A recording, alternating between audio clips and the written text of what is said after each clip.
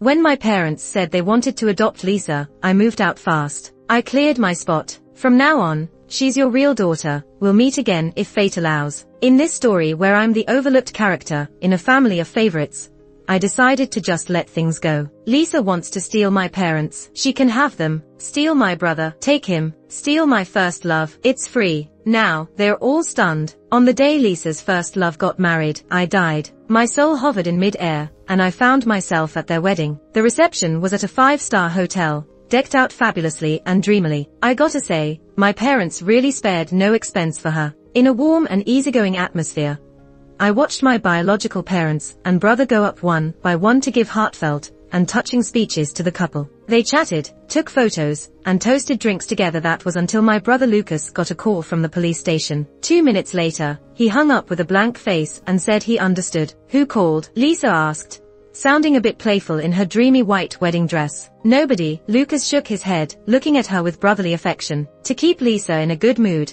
he didn't even mention my death. Honestly, it was pointless, because Lisa and I had talked on the phone just before I died. She's the one who hinted to her crazy admirer to stab me to death. How could this bitch not know I was dead? Lisa looked up at Lucas with a radiant, joyful smile and said, "Thank you, brother. Thanks to you and mom and dad for everything. I really, really love you all." Fuck, even as a ghost, I couldn't help but curse. Lisa was always spouting this sappy nonsense that was totally pointless. It cost her nothing, and she had these fools wrapped around her finger. No wonder she did it. Lucas, clearly moved, tightly hugged Lisa and gave her a gentle kiss on the forehead. "No need to thank us, Lisa, you deserve all of this." They exchanged happy smiles. I couldn't watch anymore, so I charged up to give Lucas a good kick. But then, the scene shifted like a movie montage. After a dizzying spell, I was reborn. I came back to being 16.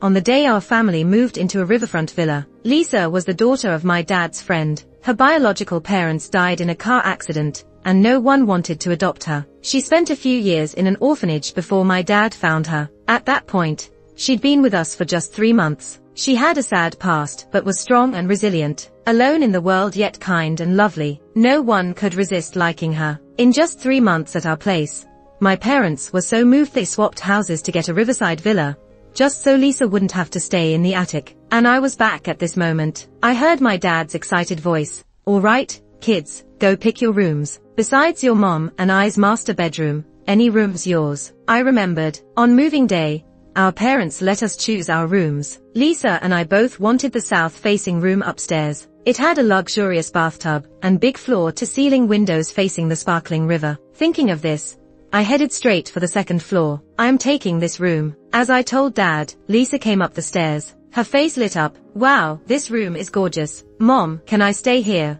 Dad hesitated. I knew what Lisa's reaction would be, so I said coolly, "Are you deaf?" I said I'm taking this room. Hearing my blunt retort, Lisa feigned panic. "I'm sorry, sister, I really didn't hear you. If you like this room, it's yours. I don't mind where I stay. Compared to my room at the orphanage, it's like heaven and earth. You and Dad treat me so well.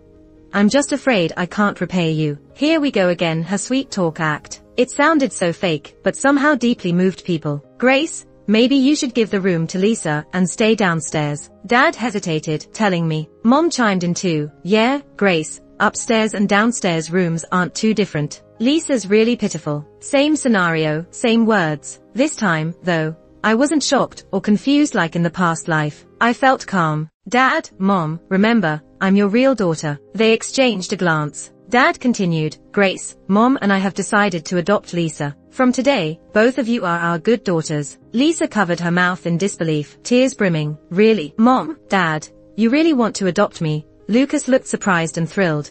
"You're adopting Lisa?" Mom nodded with love in her eyes.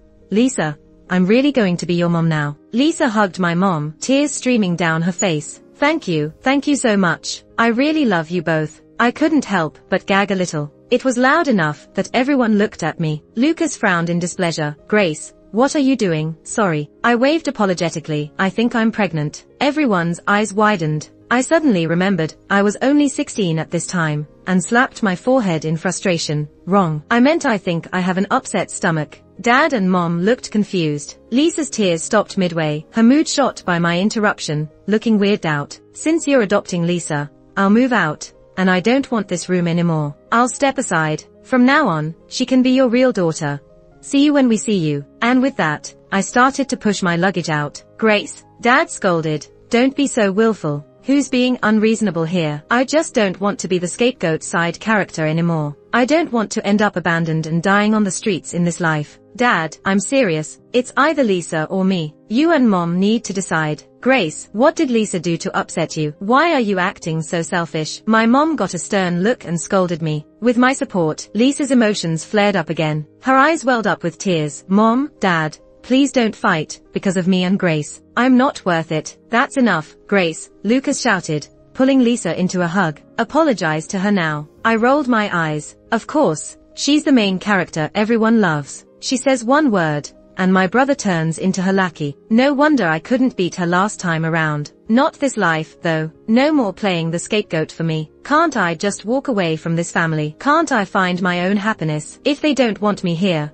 someone else will. Goodbye, bro. You can apologize to her on your own. I'm out. Seeing that I was serious, my dad frowned. Grace, you're still a minor. We have guardianship over you. True, I'm not an adult yet. If I were, the first thing I'd do is move out. I wouldn't put up with their nonsense. I'll stay for now, but I have conditions. First, I don't agree to adopting Lisa. She can stay temporarily. Second, this room is mine. No arguing. My dad stayed silent, just looking at me. After a while, he finally spoke, calmly. We've made our decision about Lisa. We're adopting her. As for the room, Grace, you have more than enough. Why fight with Lisa over it? I had expected this, but my heart still ached. What exactly do I have? I thought I had loving parents and a brother, but they are all gone, taken away by Lisa. If I don't back off, I'll end up like last time, watching helplessly as Lisa wins over my parents, brother, and even my first love. The day the main character gets her happy ending is the day I end up on the streets. I sighed. Then there's nothing left to talk about. Sorry, Dad, but you were the one who didn't want me. My life has nothing to do with you anymore. My dad finally got angry, sternly saying,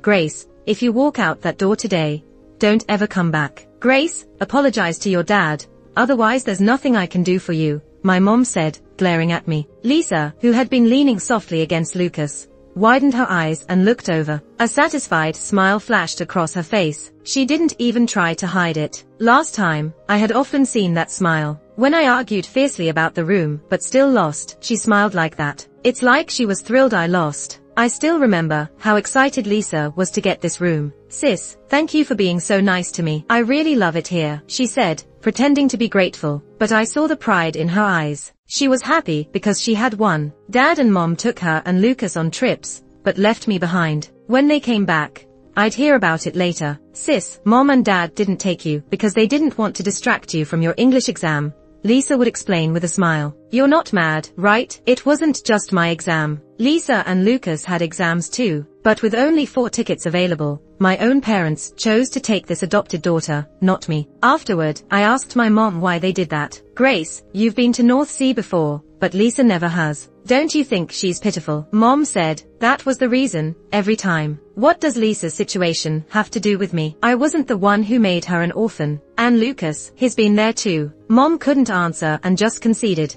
Next time we travel, we'll make it up to you. Naive little me believed it. But there are parents who love an adopted child more than their own. And I was unlucky enough to have them. My parents started forgetting about me. They'd take Lucas and Lisa to movies. And I found out when they returned late at night. They'd go on family outings. And I'd only hear about it weeks later. Lisa was good at acting sweet because it worked. One day, she'd say she wanted an iPad, and the next day, Dad would get her one. In the morning, she'd mention a bag she liked, and by evening, Mom would gift it to her. In their eyes, Lisa was already more important than me. She got more allowance. Lucas went all out as a sister obsessed. Obviously not me. He introduced Lisa to his friends and classmates. Every time he played basketball, he'd get her favorite bubble tea. He'd even splash out to take Lisa to her favorite concerts. He once threw out my cat, without a word, because Lisa didn't like it. I was heartbroken, and my dear brother just said calmly, "What's so great about that animal?" It almost scratched Lisa's hand once. Should have gotten rid of it ages ago. In fact, my cat was always well behaved. If left alone, it wouldn't harm anyone. I grew to dislike Lisa more. Meanwhile, the rest of the family adored her even more. In my past life, I couldn't figure out why. I only realized at the end. Turns out Lisa's the star of this family favorite story, and I'm just the expendable side character. 15 easygoing years, and everything seemed set up just for her grand entrance. This time around, I'm not backing down. Worst case, I just lose it all. But I'm curious to see if she can still have a happy ending when things don't go according to script. No way am I apologizing. Never gonna happen, not in this lifetime. Mom, Dad, take care. 2 weeks later, I moved into one of the most prestigious areas in City A, the Mansion 1. With property prices here peaking at a whopping $40,000 per square meter, I learned what prime real estate truly means. A woman in a graceful white dress approached me with a warm smile. Grace. Hi, Auntie. I grinned back at her, beaming brightly. Got all your stuff with you? Just this much? Yeah, brought everything. I don't have much to begin with. Great. I'll have Simon show you to your room on the 3rd floor. Thanks, Auntie. Simon's my age, just about finishing up middle school, but he's way taller than me, at least 6 foot. He's got those striking features, all refined and poised. A classic rich kid with an aura that's summed up in 4 words: elegance and aloofness. His brother Leo's a bit softer, more gentleman-like. Both are dangerously handsome, the kind that could steal your heart. No wonder rich folks love marrying celebs. At least the good looks are ensured for the next generation. Mrs. Smith, back in her day, was a knockout. Nobody could match her beauty in that pageant. The elevator landed on the 3rd floor. I opened the door. Even though I was prepared for luxury, the room still blew my mind. Big enough to jog in. It had a luxurious crystal chandelier, and an elegant European-style bed. Through the glass, you could see the entire city skyline, worth every penny of its $800 million price tag. I smiled warmly at Simon. Thanks, young master. He gave a slight nod, perhaps realizing he was too distant. He added, you're welcome. After Simon left, I gazed out the floor-to-ceiling window. Everything was tranquil. In the distance, neon lights flickered, homes lit up, a beautiful sight. I never imagined City A could have such a peaceful spot. The view here beats our riverside villa by miles. Gotta admit, the rich life sure has a humble way of being extravagant. These days are exam days. I faked a leg injury to get a week's break from my homeroom teacher. After finishing exams, my middle school chapter closes. At the school gate, I spotted my dad's car. Guess he's dropping off Lisa for exams. She transferred to my grade 6 months ago. Such a thoughtful dad. Hey, sis, what a coincidence. Lisa waved cheerfully. My dad glanced at me, his kind and loving expression turning icy. I knew he wanted me to bow my head, admit my mistakes, and beg forgiveness for what I did earlier. As I got closer, hello, uncle. His face darkened, eyes flaring with anger. Grace, what's with the attitude? I shrugged. Seems like I shouldn't say hi. Maybe next time. I'll just walk by like you're a stranger. My dad glared, looking utterly disappointed. Grace, if you don't come home in 3 days, don't bother returning. All right, uncle. And with that, I walked away without looking back. After lunch, I returned to class. Lisa was inviting our classmates to her birthday party. They grabbed invitations, all wearing looks of envy. Wow, Lisa, you live in Shingsha South. Isn't that place super expensive? Beyond expensive. My dad says it's villa territory. Houses costing at least 20 million. Lisa, your family has a villa there. Lisa covered her mouth, smiling sweetly. Yep, it's 2 stories, with a river view right across. Wow, I wanna go, too. I've never seen a riverside villa. Me too, count me in. The classroom buzzed with excitement. After a while, Lisa approached me with an invitation, looking quite pleased with herself. Sis, are you coming to my birthday party? Facing her smug expression, I took the invitation without a second thought. Sure thing. Her smile froze. She clung to the invitation, not wanting to let go. I knew Lisa just wanted to humiliate me, maybe flaunt a little. She definitely didn't want me at her party. If I chatted casually with my parents at the party, her foster daughter status would be revealed. She couldn't risk that. I mocked her. Aren't you inviting me? Let go already. Lisa forced a smile. Sis, if you're busy, you really don't have to come. Who says I'm busy? I'm free as a bird. Her hand still gripped tight, looking conflicted. I'm just worried if you show up, it'll upset Mom and Dad. They've just cheered up lately. I gave her a cold smile. Aren't you overstepping? They are my biological parents. Lisa stared at me intently, and I felt my fake smile fade away. She wasn't even bothering to pretend anymore. You probably don't know yet, but Mom and Dad have decided I'm going to Kitty Academy for high school. Since you decided to leave this family, you should stay away. Why embarrass yourself by coming back? I wasn't surprised by what she said. In the last life, Lisa also went to Kitty High School. It's a prestigious high school known nationwide for its expensive tuition and strong faculty. The tuition is $30,000 per semester, totaling $60,000 a year. Lucas, a grade ahead of us, also goes there. Both of them cost over $100,000 a year just for tuition. Why do I say both of them? Because I'm not there. I went to a pretty ordinary high school because my grades were good and Lisa's were not. Grace, your grades are good.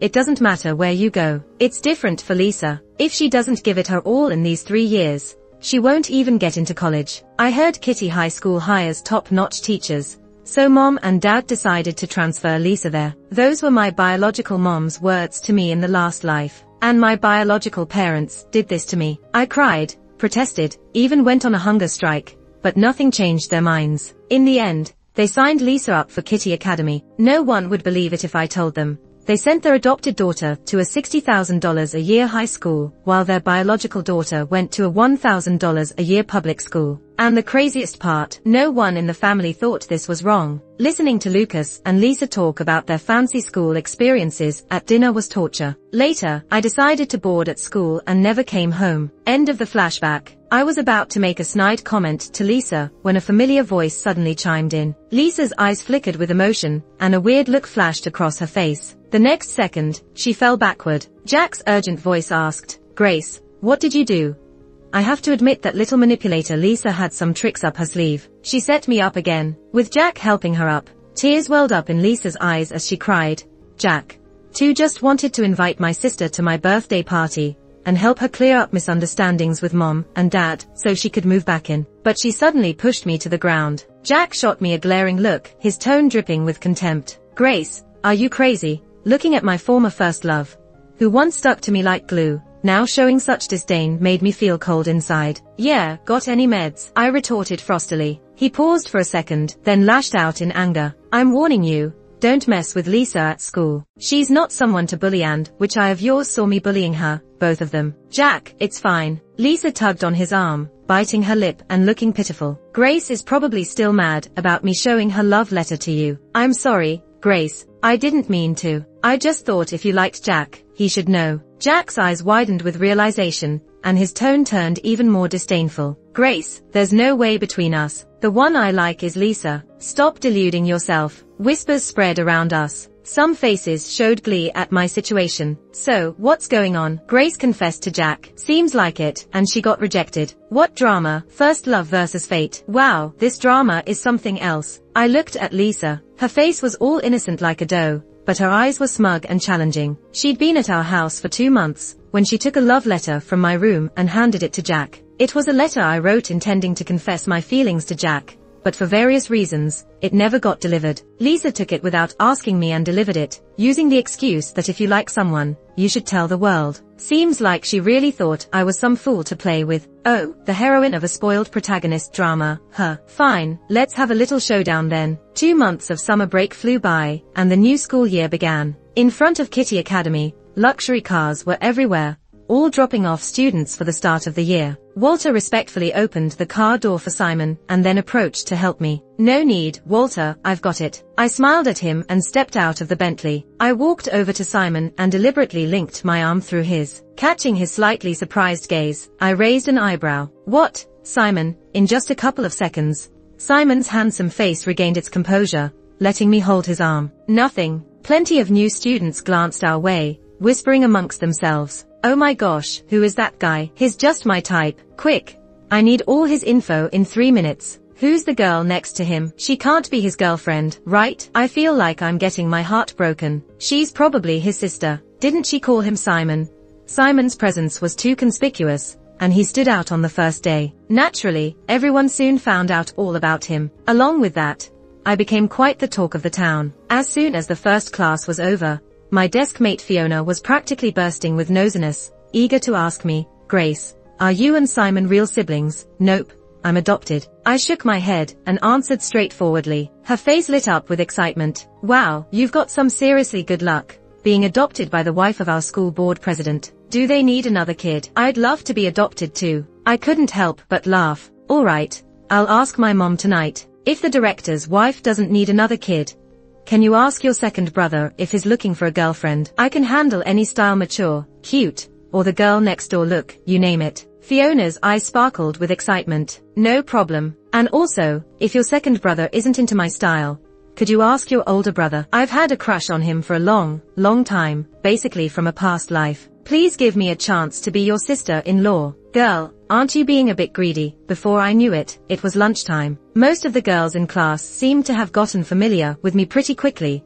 and several asked if they could have lunch with me. I hadn't realized making friends could be this easy. Even though I hadn't done much, they seemed to treat me as some sort of key figure. During lunch, the seats to my left and right, as well as across from me, were all taken. These girls obviously came from affluent backgrounds. You could tell by their watches, which probably cost more than a semester's tuition at Kitty Academy. Even Fiona, who was eagerly wishing to be adopted by Mrs. Smith, had a dad who was the chairman of a billion-dollar group, and she was his only daughter. At the moment, Miss Fiona was persistently asking me about Leo. Grace, a surprising and abrupt voice interrupted. I looked up and met Lisa's puzzled face. She was walking next to another girl with short hair, holding a tray of food, clearly looking for a place to sit. Hi, what a coincidence. I casually greeted her, then continued talking to Fiona about the previous topic. Lisa didn't leave, her expression peculiar. She seemed a bit confused about the situation, frowning slightly. What are you doing here? That question was kind of funny. I had to look up again to answer her.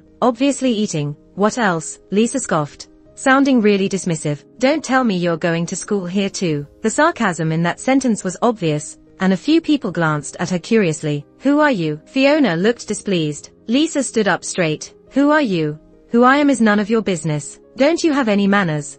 Can't you see we're talking? Lisa was about to fire back, but was held back by the short-haired girl next to her, who subtly shook her head at her. Sorry, Miss Fiona, we didn't mean to disturb you. The short-haired girl seemed quite wary of Fiona, honestly apologizing before quickly dragging Lisa away. They sat far off, but Lisa's eyes lingered on me, line of sight heavy. After school, I was waiting for Simon in the hallway on the second floor. It looked like Lisa had been lying in wait and abruptly pulled me into a stairwell. Grace, what the hell is going on? I put away my phone, speaking lazily. What? She looked at me as if I was crazy. When did you become the director's daughter? What's it got to do with you? I couldn't be bothered with her, turning to leave, but got pulled back again. Lisa wore a smirk. Aren't you curious about what your parents' expressions would be if they found out you turned into the school director's daughter? Who cares what they think? I cut ties with your family ages ago. I shrugged nonchalantly, adding, learned this trick from you, you know. Other people's parents are always better. Lisa seemed taken aback by my comeback, a sharp look flitting through her eyes. I didn't stick around any longer, waved her off coolly, and left. When Simon and I stepped out of the school gate, Walter's car was already parked by the curb. Miss Grace, your bubble tea. Before letting me in, Walter handed me a warm bubble tea from the car's cup holder. I'd only casually mentioned how good the new bubble tea shop at the corner was this morning, and he actually remembered. Thanks, Walter, I said sweetly. You're welcome. I remembered something and turned to ask, Simon, do you want to try it? It's really good. Suddenly drawn into the conversation, Simon looked at the bubble tea in my hand with clear reluctance. No thanks. Just try it, I urged, but he shook his head firmly. All right, if you don't want it, no problem. As we drove past the next intersection, I lowered the window slightly, feeling a bit stuffy. Just then, I saw Lisa and Lucas standing by the bus stop, waiting for a bus. My dad, Harry, hasn't been doing badly these past 2 years, but with the new house and the kids' expensive tuition, he clearly couldn't afford a chauffeur. So, Lisa and Lucas had to make do with public transport. When Lisa spotted me in the car, her face changed, eyes staring sharply, fists clenched. Lucas looked really surprised, like he couldn't believe his eyes, and called out my name, Grace. What bad luck. I rolled my eyes at them and shut the window without hesitation. As the light turned green, the car sped away. On Wednesday, the last 2 periods in the afternoon were for club activities. I was part of the anime club, dragged in by Fiona. I didn't plan to do much, just there to hang out. The anime club president, a senior wearing glasses, announced that she would be busy preparing for her college entrance exams this year. So, she'd need an assistant to handle some everyday tasks. Anyone want to volunteer? After a bit of silence, a clear voice spoke up from the corner. I will. I looked over, surprised to see it was Lisa. Figures, she always liked roles that put her in the spotlight, letting her wield a bit of authority. Okay, it's you, the president decided on the spot. Once everyone had settled in, She also mentioned that every new school year, the Kitty Academy Anime Club hosts a cosplay event, and this year was no exception. Today's gathering was to discuss where the event would take place. Suddenly, the room buzzed with chatter. Some people suggested renting a hotel. Others thought about a boat. The president, why not come to my place? Lisa was at it again with her antics. Ever since her family moved into their new house, she loves bragging about the riverside villa. Like before, or right now. I scoffed at Lisa internally. She's supposed to be the pampered protagonist of the story, yet her perspective is as shallow as a kiddie pool. She seems clueless about the gap between her and the others. The president didn't hesitate to agree to her suggestion. After all, renting a place costs money. If someone's offering a free venue, why not take it? Since the cosplay party was going to be at Grace's house, I definitely wouldn't go. At our anime club's second event, though, I heard the members complaining in unison. Gosh, her house is smaller than my garage.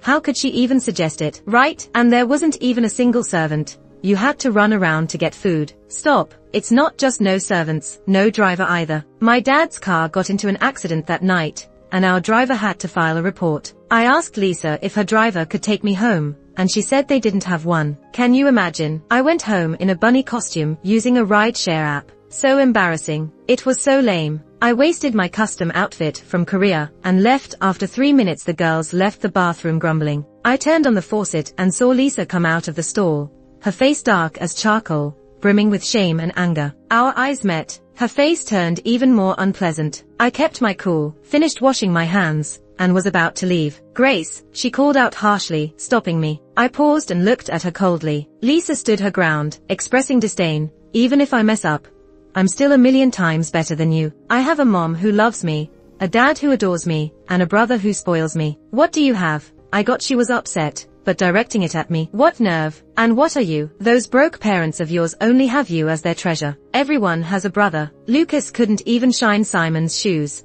They'd find his tongue too rough. If you met my big brother Leo, you'd see Lucas isn't even worth the worms in a latrine. Lisa's face twisted with hatred and glared at me fiercely. I enjoyed capturing her face in this moment. People should know their place and not force themselves into circles where they don't belong. Our Dante Academy has its own hierarchy, and you should know where you stand, right? Lisa was furious at this and tried to swing at me, but I caught her wrist. You should think twice about whether you can afford to provoke me. She bit her lip firmly and didn't make a move. I scoffed at her with disdain. Apparently, the backlash was so overwhelming that the president had to announce the anime club would hold the cosplay party again. Everyone eagerly joined in, saying it might be their last cosplay party in Dante High School, wanting it to be grand. The club members cheered again, brainstorming ideas. If someone could provide us a venue, that would be ideal, but it should be big enough. Seems like our dear president learned from last time's scolding. Fiona looked at me with bright eyes. Grace, why don't you ask the school director's wife if we can have a party at your house? I've always wanted to set foot on that sacred land of number 1 mansion. Could you make my dream come true?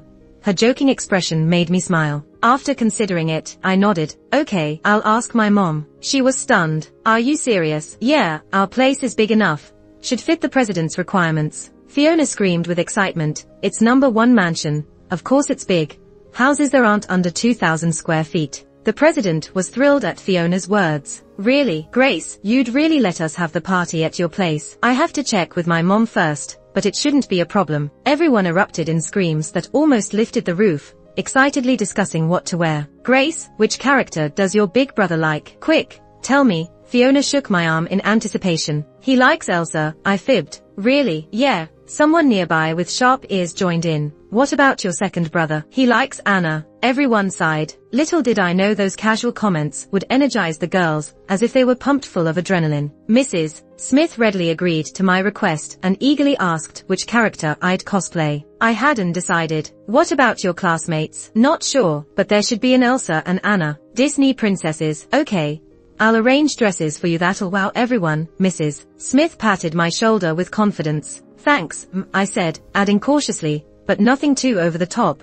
I don't want to be overwhelmed. No problem, mind if I cosplay the evil queen? Her playful spirit emerged. No matter how old, every woman has a young heart. I laughed, of course. She quickly shifted focus to my role. How about Princess Aurora? One true love's kiss wakes her, so romantic. I'll even find you a handsome prince. Cinderella's also nice. Thank you, Mrs. Smith. I sincerely thank you. Silly kid. The other person pats my forehead, saying they're the one who should thank me instead. The night of the party, the entire Lucas house practically turned into the launch party for Frozen. Princess Elsa and Princess Anna were everywhere. When I saw Fiona make a grand entrance, dressed as Elsa in an exact replica costume, I was stunned. Wow, Grace, you look absolutely gorgeous today. So, which princess are you playing? Seems like Sleeping Beauty. Oh my, this dress is stunning. It's almost blinding, and it looks kind of familiar. Don't say that. I can't even look at myself in the mirror. Even though I repeatedly told Mrs. Smith not to make the dress too extravagant,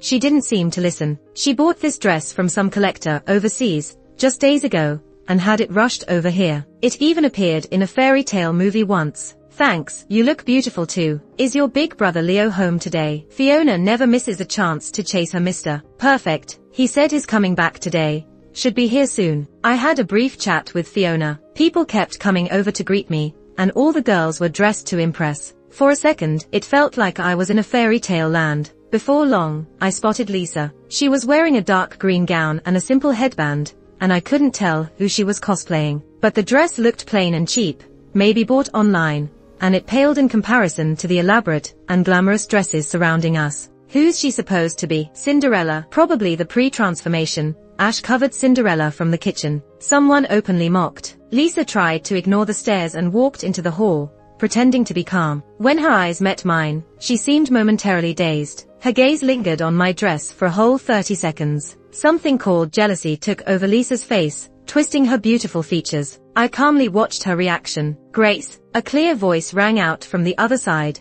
I looked over, a warm and strikingly handsome face entering my view. It was Leo, big brother. I walked over quickly, flashing a bright smile. Leo gave me a slight look over. Princess Aurora. He actually knew who I was cosplaying today. Well, the night is late. His words made me laugh. Your princess forgives you. Would you care for a dance later? Depends if you show some sincerity. Leo raised his brows slightly, his captivating eyes deep like a pool, with a gentle smile on his lips. Good thing I came prepared with a gift. He then pulled out a dazzling pearl necklace from seemingly nowhere. I was genuinely surprised.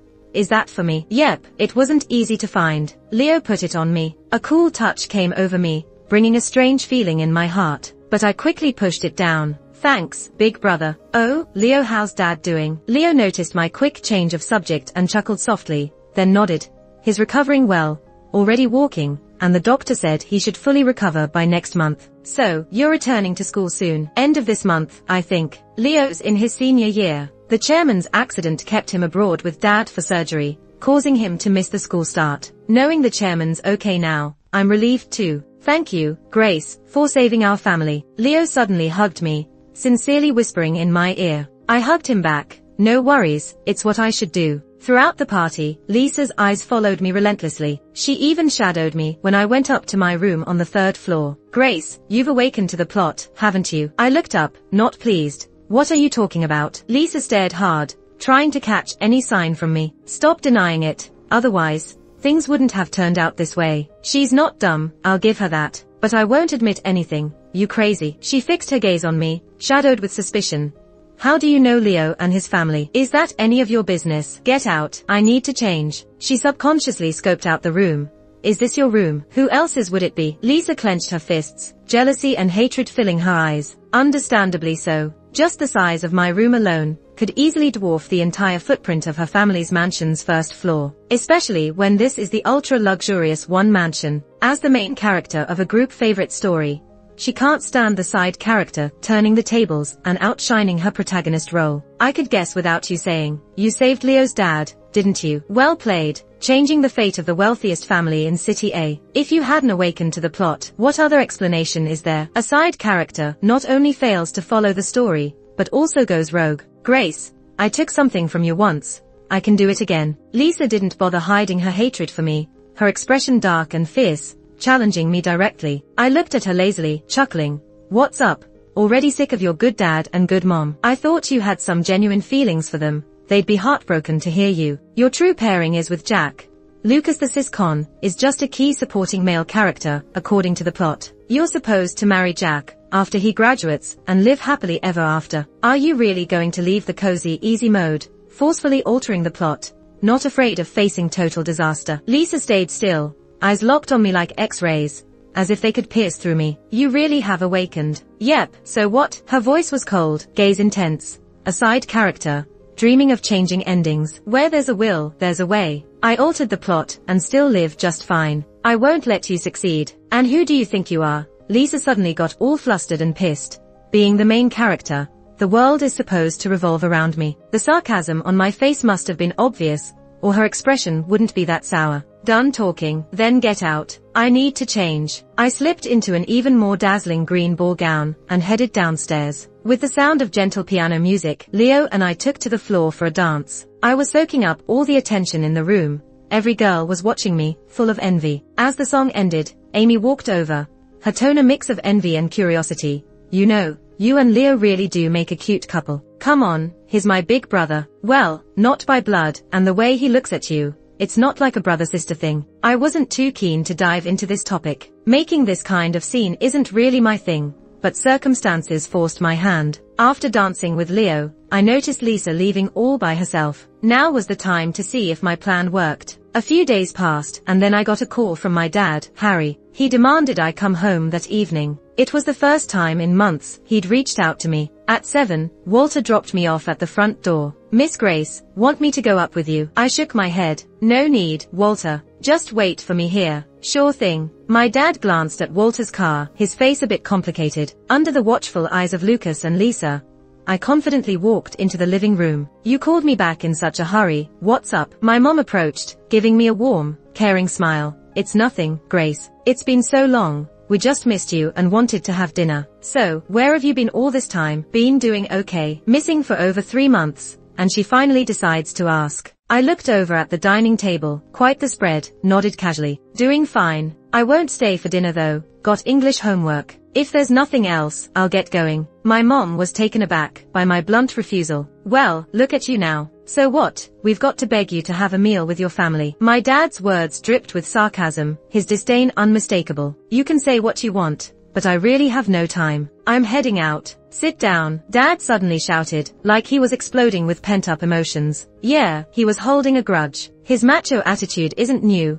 Usually he's fine, but once you cross him, he blows up. All this time, he probably thought I'd have a miserable time outside and come crawling back to beg. Tough luck. Here I was doing great, even got a new family to call mom and dad. He's probably furious. I sat down at the table. Not cause I was scared, mostly just curious about what they're up to. So I heard you're living at the One Pavilion. Yep. How'd you get mixed up with the Smiths? Met the chairman when he fell during a hike. I helped him out. Dad scoffed. So you just adopted them as your new parents? I had nowhere else to go. They thought I was an orphan and took me in. Is that a problem? Bang. He slammed his chopsticks on the table. Lucas shot me a snarky look. Grace, isn't this a slap in the parents' face? You sure went all out to climb the social ladder. I wanted to. What's it to you? Lisa, with her big innocent eyes, spoke softly. Brother, don't say that. I'm sure Grace had her reasons. I nodded. I sure did. Their place is huge. The sons are super handsome, and Mrs. Smith is just stunning. I've always wanted a mom like that. So obviously, I agreed. They all looked pretty pissed. My mom looked hurt. Grace, you mom, I'm sorry. Just like you said you liked Lisa at first sight, and wished she could be your daughter. I liked Mrs. Smith right off the bat, too. She's so beautiful and elegant. I really wanted a mom like that. You understand, right? My mom didn't say anything, just stayed silent. Enough, Grace. Are you back to just piss off your parents? Lucas couldn't hold it any longer, yelling at me. Of course not. Just speaking the truth. With brothers like Simon and Leo, who'd remember you. Lucas's face turned red with anger, his lips tight, speechless. Seeing them all silent, I put my chopsticks down. Sorry for wrecking dinner. I think I'll take off. Grace, Mom finally stopped me. What? She hesitated, then said,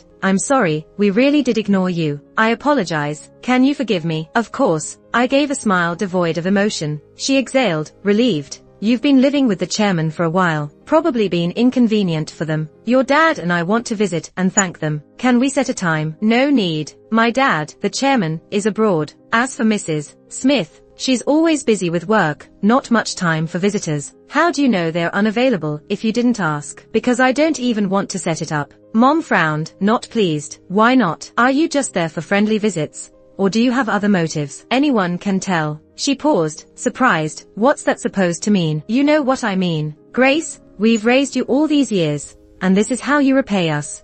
My dad's face is ice cold as he finally starts talking again. I rub my forehead and let out a cold chuckle. You're my real parents, yeah. But you think you deserve a medal for raising me till middle school. Don't worry, I'll pay you back for all those years. Once I hit 18, I'm moving my records somewhere else. We don't need to see each other again. Fine, fine, you ungrateful girl, get out. Get out right now. Alright, won't bother you anymore. Bye. I get up quickly, worried they might change their mind. I thought I made my stance clear, but apparently, others have different ideas. Saturday morning, the housekeeper says someone's here to see me. Turns out, it's Lisa, my sister. She's carrying a lunchbox or something, smiling as she walks towards me. Mom made some beef braised in soy sauce, your favorite. She wanted me to bring some over for you. Here. Lisa looks at me, her eyes curving like little moons, totally innocent. You can't get a cab or bus around here. She must have walked over. She's got sweat on her forehead.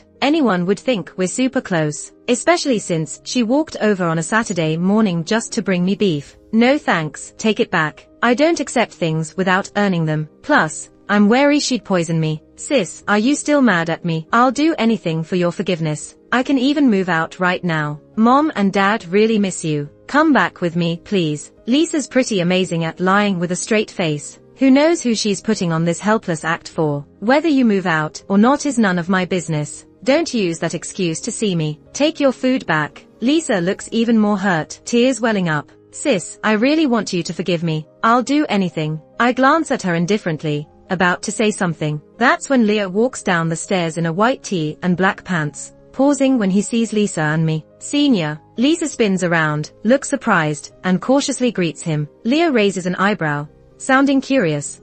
Who are you? Lisa glances at me, biting her lip timidly before replying. Senior, I'm Lisa. I'm a freshman at Dante Academy, and also Grace's sister. Leo nods, suddenly understanding, and greets her politely. Hey. Hello, Senior. Lisa's voice turns all sweet and charming, matching her looks. It's oddly pleasant. What are you two doing standing this early? Sit down, classmate. Lisa hesitates symbolically for a couple of seconds, finally saying, thanks, Senior. Turns out, Lisa's got some skills as the main character in this story about group dynamics. In just one morning, she seems to have hit it off with Leo. The next day, Sunday, she shows up at the Smiths again, using the same lines as before. Sis, please come back with me. The kicker is, while she's talking, she's sneaking peeks at the stairs. Her intentions are so obvious, anyone can see them. I've figured one thing out. Being thick-skinned is crucial as a favored character in this kind of story. I have to give it to her. She gets lucky. Soon enough, she happens to run into Leo again. Today's haul is even better. They actually exchange Instagram handles. As she's leaving, I see her smug smile she can't wipe off, giving me a look back to her old self, cold and full of challenge. A few days later, I bump into Jack at school looking all lost. Gone is his confident self. Now he's clinging humbly to Lisa. Why aren't you answering my calls lately? Busy. Lisa, did something happen? Nothing happened, Jack. Stop bothering me. Lisa's face screams irritation, her tone dripping with disgust. The difference between her and Jack, who's down in the dumps, couldn't be starker. I always thought Lisa liked Jack a bit. After all, he's kinda handsome, and back in middle school, many girls had crushes on him. He comes from a decent family too. Jack's parents run a mid-sized factory, easily raking in a few million a year. Last time around, Lisa didn't take long to snatch Jack up once she got to our place. They were all over each other, practically inseparable. After college, they waltzed into marriage with blessings all around, a picture of happiness. I never expected that me, a side character, could alter Jack's luck with a single gesture. Lisa's definitely over him. She's got her sights set firmly on Leo. Sure, Jack's family has money, but it vanishes when compared to the Smiths' old wealth. Even in the looks department, Jack can't compete. How handsome is Leo? Let's put it this way. A friend once said Leo's so good looking, even his hair seems like it has 800 girlfriends. Too bad this isn't some domineering CEO narrative. It's a sweet campus romance. Jack's character isn't some impossibly handsome, all-powerful rebel. He's a good-looking, warm, gentle guy from a well-off family. Had this played out like before, with me hopelessly crushing on Jack, not knowing someone celestial like Leo, or living in a top-notch area like Smith's Mansion, Lisa and Jack's relationship would undoubtedly flourish like it did last time. Unfortunately, Lisa can't sit still for long. Watching me, a sidekick, rise up, living better than her, would be worse than death for her. Friday night after school.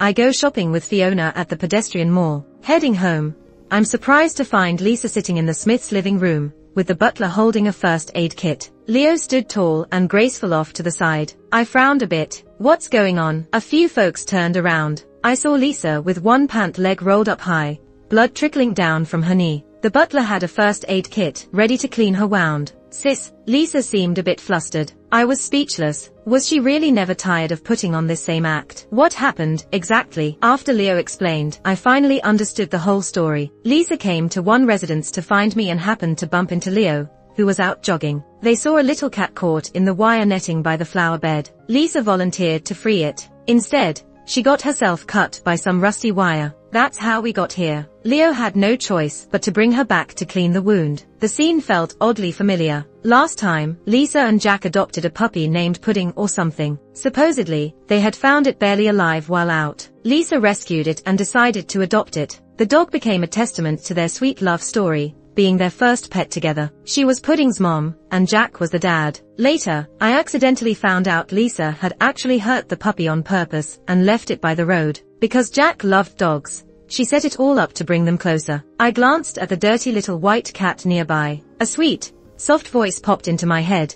Doesn't it look so cute? How about we give it a name? Like Pudding, maybe. Lisa's smiling face came into my view. Of course, she's trying to make Leo the leading man now. Jack liked dogs. Leo liked cats. She's really good at playing to their interests. I looked over at Leo, and he was looking back at me. Our eyes met. How about calling it ugly? It's so ugly, right? I said coolly. Leo's eyes flickered with amusement. It's not exactly a looker, he teased. Lisa's face froze, her smile fading a bit. The little cat ended up staying with the Smiths. It became Lisa's little helper, and she started visiting one residence more often. Even Mrs. Smith got to know her and would chat with Lisa now and then. I often heard voices from the garden. Pudding, come here. Come to mommy. It probably wouldn't be long before she'd say, Pudding, go to daddy. One evening, I saw Simon playing around with that ugly cat out of boredom. Bro, what brand of cat food did you feed Pudding last time? She seems to like it, Lisa chimed in, with her trademark playful tone. Realizing what she'd said, a shy look appeared on her face. Sorry, Simon, can I call you bro like my sister does? Simon didn't seem to mind, casually nodding. Sure, whatever, bro, she said with a big smile. I stopped mid-step. Lisa's ambition seemed bigger than I thought. Not only did she want to make Leo the leading man,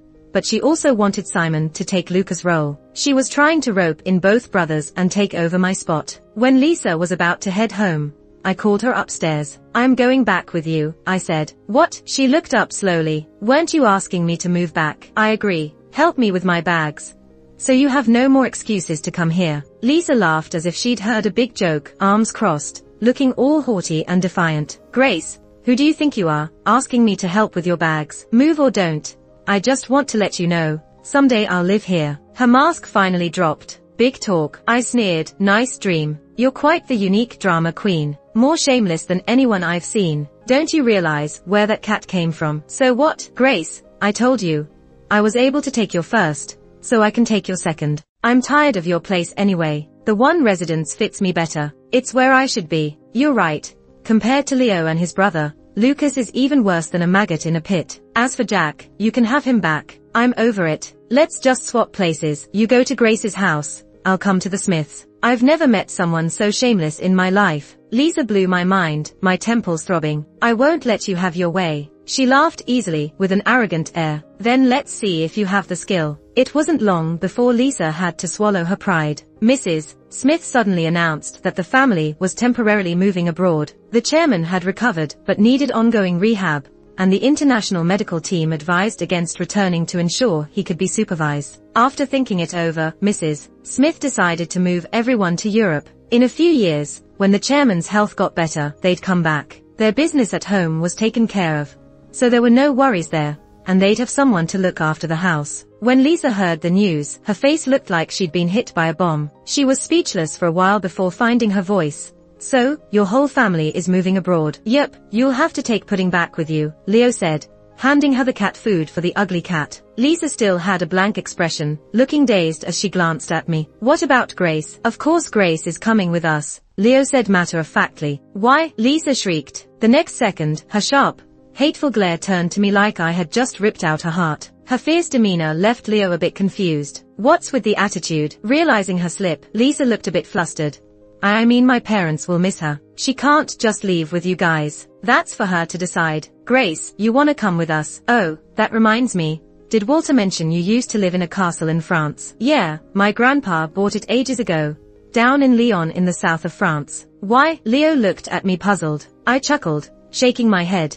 Just that I've never stayed in a castle, so I gotta check it out. Leo seemed relieved, reaching over to ruffle my hair.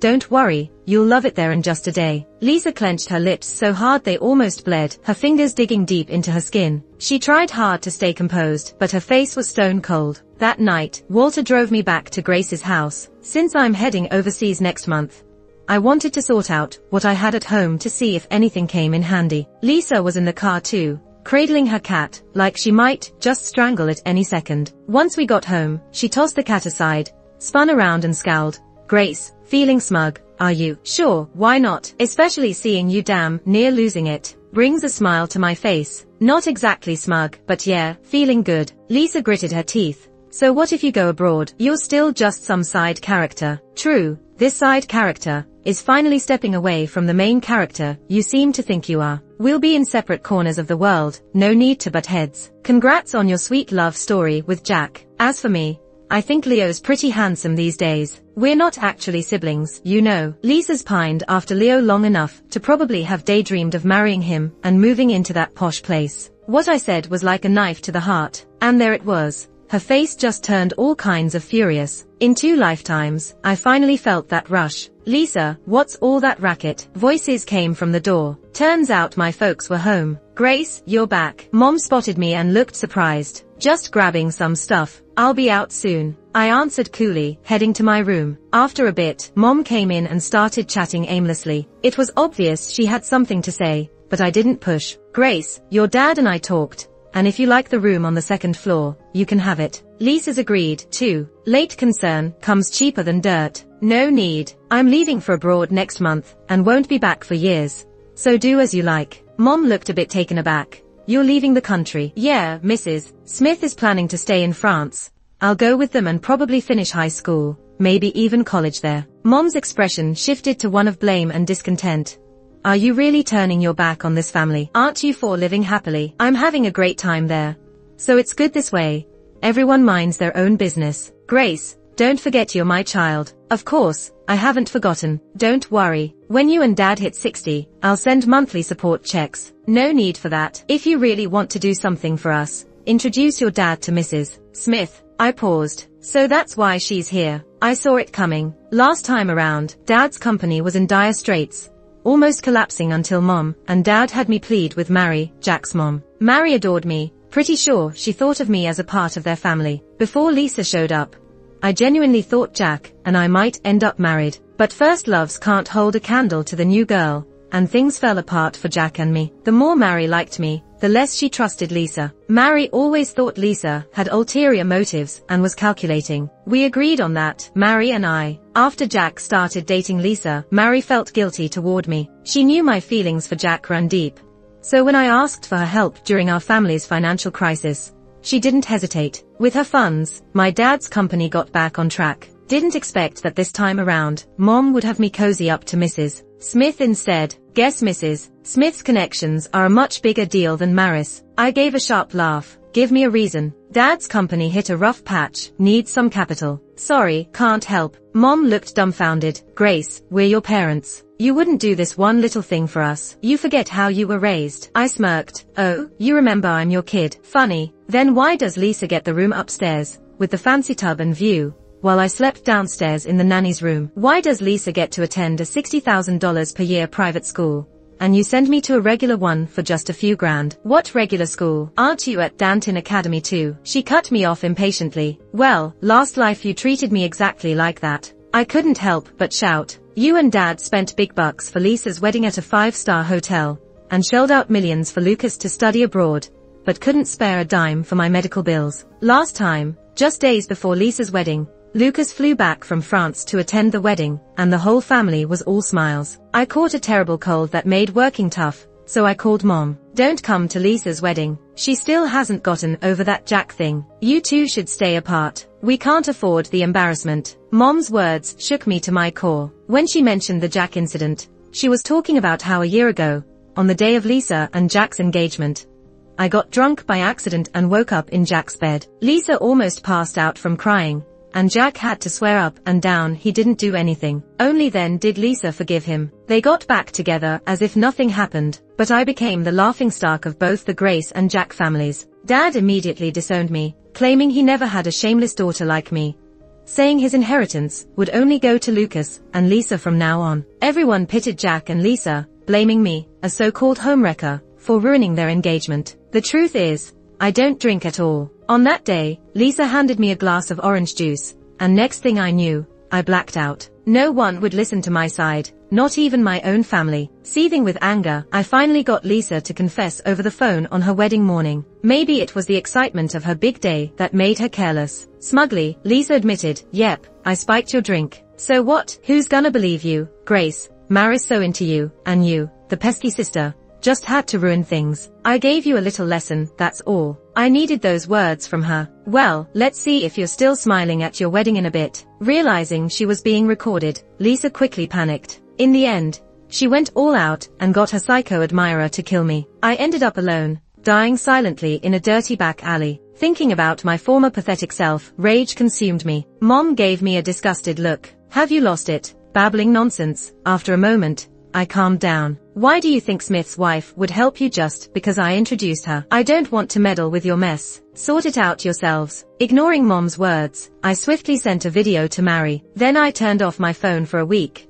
telling the housekeeper not to let anyone from Manor 1 see me. Just half a month later, Dad went bankrupt. The South Mansion was listed online at a dirt cheap price, and to avoid creditors, I heard the family was moving to the countryside. Realizing the mess she was in, Lisa tried to turn back and find Jack, only to find he'd already left the country. She didn't even know where he went. Desperate, Lisa turned to Mary, only to be met with an icy glare. The reason was a video I sent over. A video of Jack begging Lisa on his knees. Back then, Lisa was pursuing Leo, and had just dumped Jack after promising to be his girl. But Jack was obsessed and wouldn't let go, and I happened to capture that moment on video at our door. Seeing her son so humiliated, Mary, who never liked Lisa in the first place, nearly exploded with anger. She immediately had Jack drop out of school and sent him abroad. When Dad and Mom tried seeking help again, the proud Mary cut ties with the Grace family at once. That's how Dad went bankrupt. When I heard the news, I stayed pretty calm. In my mind, your family and I have long been strangers. On Friday, I saw Dad at the school gate. He looked pretty worn out,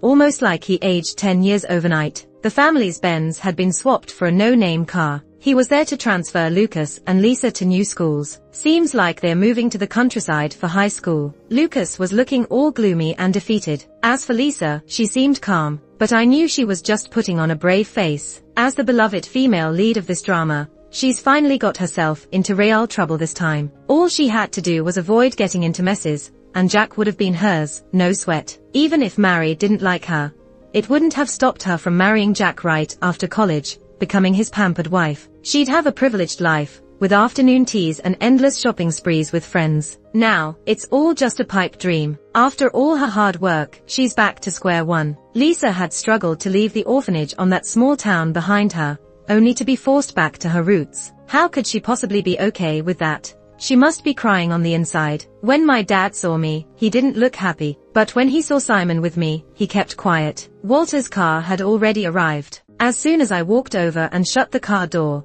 I caught Lisa's eyes. A chill ran through me. No joke, she looked like a venomous cobra, staring me down with cold intent. It was freezing, honestly. I called Lucas right away, warning him to watch out for Lisa. "Grace, what do you want now?" I could tell the tone on the other end of the line was awful. "What do you mean? What do I want?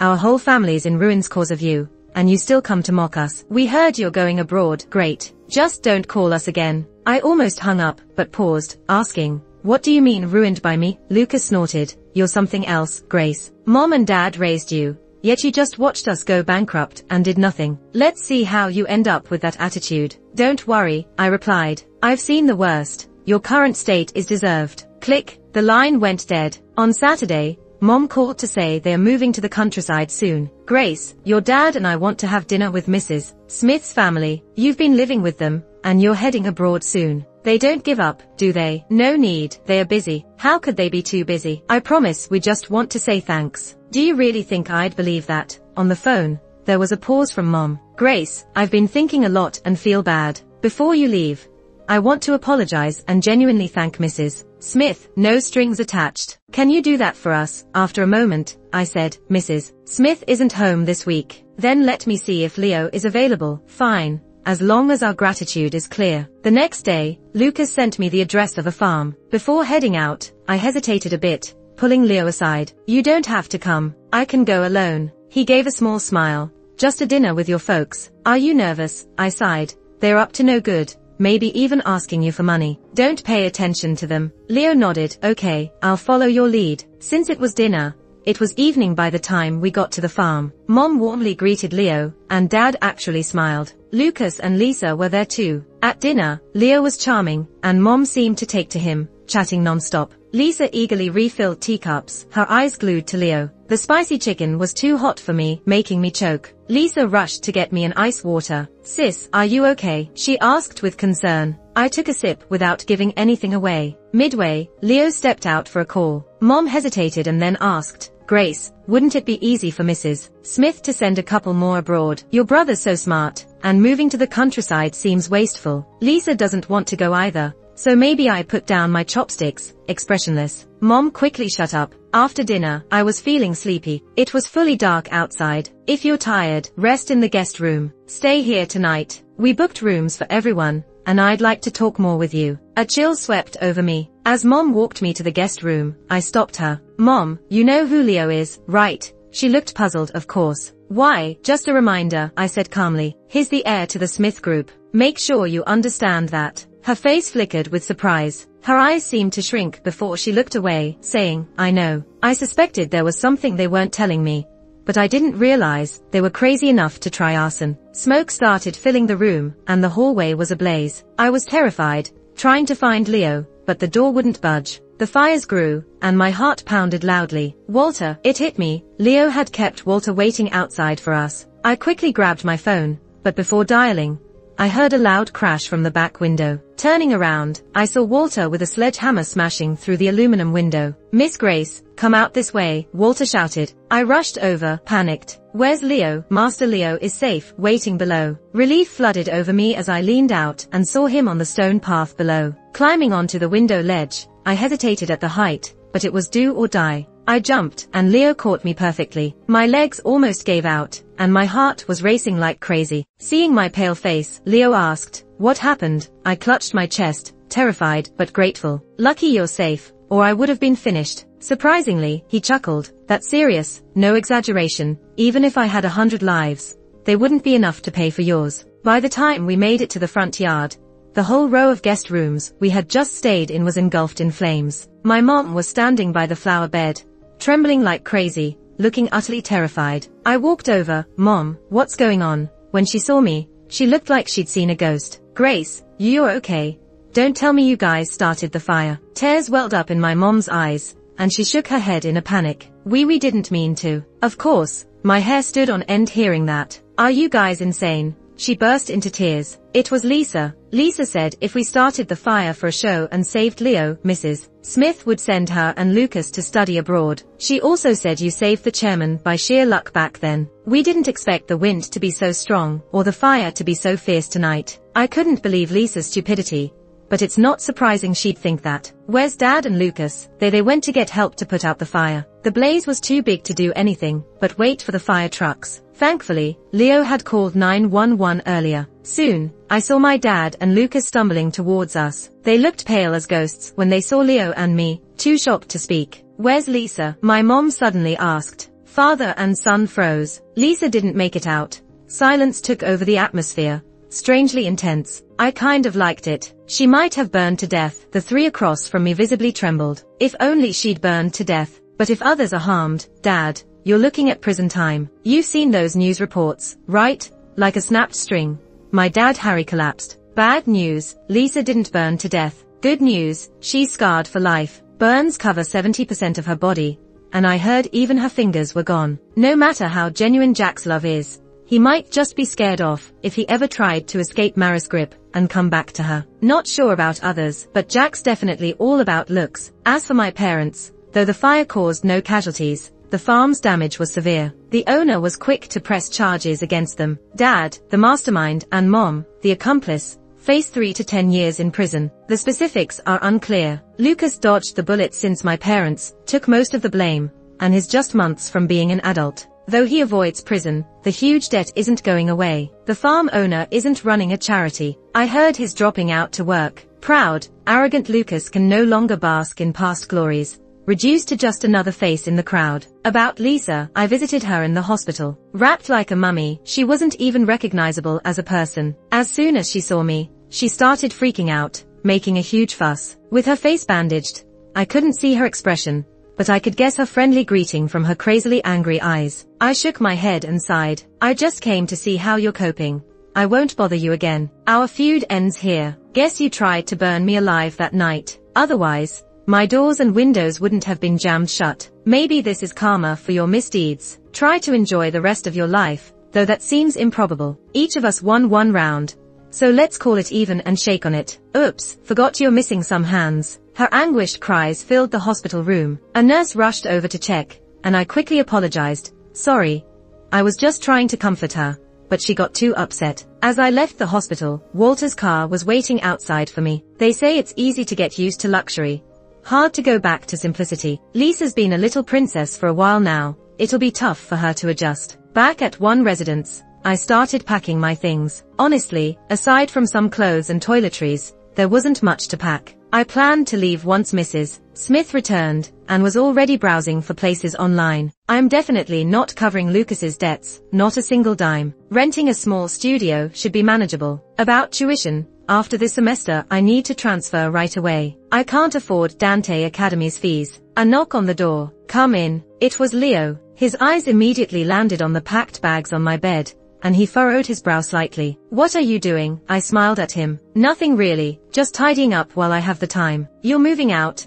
Pretty much. Why? Leo looked at me seriously. You're not comfortable living here? No, it's not that. It's quite the opposite. It's too comfortable, and I'm afraid I won't be able to handle the difference later. Besides, I really don't have a reason to stay here anymore. Anyway, thanks for everything recently, but all good things must come to an end. It's about time I leave. Leo paused for a moment, his expression softened. Where are you planning to move? Not sure yet, still looking. You can stay here as long as you want. It's convenient for school, and you're in the same grade as Simon. I'm probably transferring next semester. His eyes looked puzzled. Why, such a naive rich kid? I was about to explain, but Leo seemed to understand. Dante Academy has several full scholarships each year. You wouldn't need to transfer. Really, that's news to me. If I get a scholarship, I'd avoid transferring. As for living here, I genuinely don't like being indebted to others. Living here initially was beneficial for both Mrs. Smith and me. I saved the chairman, and she helped me get my revenge. Now, we're even. I remember you once said we're all characters in a book. You're the supporting character, and I'm the unnamed extra. Leo recalled something, staring at me intensely, as if waiting for my response. Yeah, I did say that to him. That day, I came across a news story on my phone. It reported the sudden disappearance of Smith, the city's richest man and chairman of the Dante Group. When I saw it, everything suddenly clicked. I remember seeing this same news in the past life. This billionaire's favorite hobby was ditching his bodyguards to explore the deep mountains alone. Sadly, he stumbled into trouble there. He accidentally fell off a cliff while climbing Five Finger Mountain. The late rescue and his prolonged coma led to his untimely death at just 50. In my last life, the rescue team found Chairman Smith at the base of the third peak of Five Finger Mountain. With this clue in mind, I rented a car and rushed there. I searched the mountain alone for half the night and finally found the chairman, unconscious for 2 whole days. I shot a flare and called the hotline. It wasn't long before a helicopter hovered above us. In the hospital, Leo met me for the first time. He curiously asked why a girl would be in the mountains at such an hour. Strangely enough, I told him the truth. I still remember his utterly confused expression. You still don't believe me? Leo shook his head. I actually believed you long ago. Can you tell me what my dad's fate was in the original book? I paused, then said, he passed away, spent 7 days unconscious in the mountains. The rescue team arrived too late. Leo didn't seem surprised, as if he expected my answer. Suddenly, he looked up, his eyes bright, his voice sincere.